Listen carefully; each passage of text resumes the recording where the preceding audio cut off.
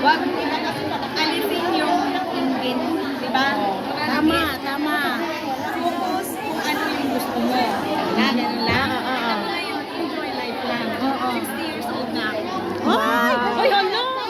pero ate, nasusunod mo pa ba yung mga gusto mo? Nabibili mo yung gusto mo? May anak na siya sa Amerika ba naman? Wow. Ilan yung anak mo ate? Dalawang anak ko lalaki.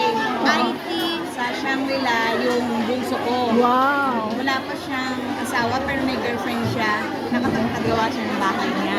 Wow. Tapos ngayon, yung panganay ko, may binili sila na Lancaster ba sa Cavite. Wow. Ano yun? Turn over na sa July 5. Wow. Tapos, enjoy life lang. Siya yung nasa US ate. Hindi, sarili na lang niya. Enjoy na lang niya. Yung sahod niya sa kanya na. Kasi wala kaming bahay, nangungupahan. Ngayon, nagkabahay kami, tatlo pa. Wow. May asawa ka pa ngayon ate? Namatay na. Namatay na. Wow. Ay, sayang. Hindi ba yung pinangarap ni ate mag-asawa? Dahil Sayang. Oo. saan ba hindi? Enjoy life. Oo. Buhay dalaga natin, no? Sarap ang buhay dalaga, di ba? Oo, ganun, di ba? Oo. Yan. Yan. Ang buhay ko nasa Hong Kong.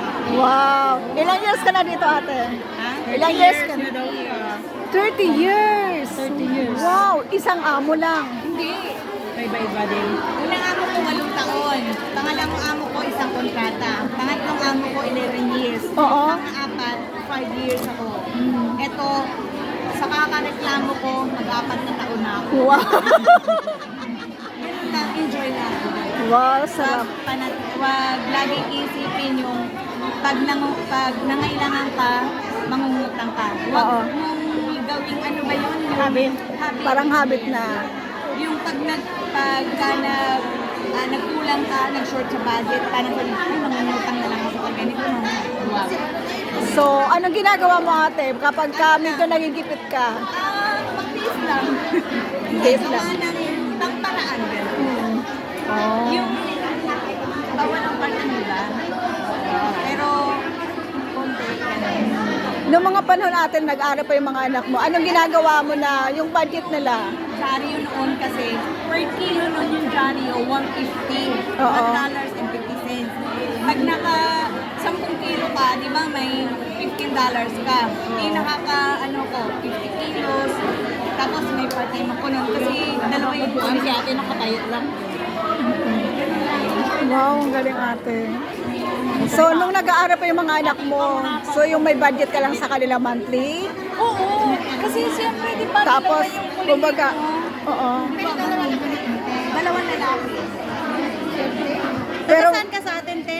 Quezon. pero may mga ano ba sila, mga anak mo ate na parang yung tawag din yung maluho, gano'n? Ay, hindi. Hindi sila Pag gano'n. kunyari, Lalaki lahat yung anak mo ate. kasi ganito kunyari, di ba nauso ang cellphone? Ang gagawin ko, hindi sila direct na bili mo ako ng ganyan, hindi. Para magkukwento lang siya, tapos kunyari, sasabihin lang sa'yo, may may extra pera ka. Ganun. Pero pag wala, okay lang. Tapos kunyari, may gusto kong gawin, bilhin, di ba, uso na yung brick game. Oo. Sabihin ko ganito, sige, gusto ko, ang ninyo, grades nyo is 80, huwag ka maghangad ng, yung mataas. Basta, sige na, bibilihan kita niyan, gusto ko, ang grades mo, 80, ganyan. Oo, parang may ano ka. Challenge mo din. Huwag mong bibigyan siya kung anong hinihingi. Kasi ikaw rin mahihirapan, di ba? Totoo. Kung lahat ng hinihingi niya, Bibigay mo. ibigay. Ganun lang, ito mo ngayon. Pero nung nag-start ka dito ate, buhay pa ba asawa mo? Talagang, Ako naman ang tatayo. nung time na yun, nakipagtulong nga ba asawa mo? Nung habang natrabaho ka dito? Hindi mo maiiwasan Na, na sila yung naiwan mo sa Pilipinas ganun. oo. Dumaan din sa ganun. May time na parang sumakitin ulo mo dahil sa asawa Hindi ko mo na parang pinapansin. Parang sinasarili ko. Kasi Oo. nakafocus ako sa mga anak mo. ganun lang. Thank you ate.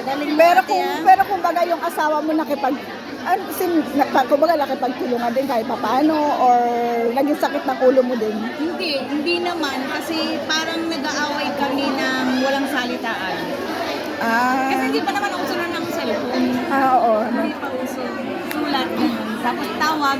Sayang, tatawag ka ng, kasi yun yung $50, parang 7 minutes lang. Oo. Parang magkikipag-away ka, tatawag ka, sayang. Saan mo na lang.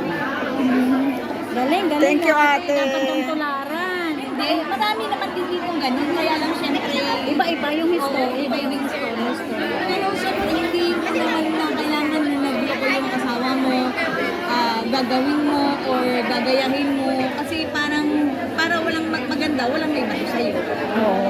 Hindi kasi, hindi sa panahon kasi ngayon ata, ang nangyayari, yung parang bang, para bang kahit anong sikap mo, yung asawa mo ay hindi na rin nakikipagtulungan, umasa na rin sa'yo, parang gano'n. Gano'n na ang nangyayari. Maswerte ako sa ganun. Kasi hindi naman siya yung tipong, sobrang bait niya. Kaya minsan sa kabaitan niya, maraming mga babae na interpret yung kabaitan. Di ba ganun? Oo. Hindi naman mawawala yung mga ganun. Oo. Kasalanan din natin yan kasi tayo ang lumayo. Ay, hindi naman. Lumayo tayo kasi nga, para din sa pamilya, sa mga bata, oo. Eh, dapat kasi yung asawa nating lalaki din, nakipagtulungan kung ano napupundar mo, dapat inaalagaan. Sobrang sipag niya. Tsaka yung sa mga bata, when it comes yung sa pamilya, maasahan mo siya. Sobrang Ah. Thank you, Ikaw na talaga, ate. ikaw na talaga.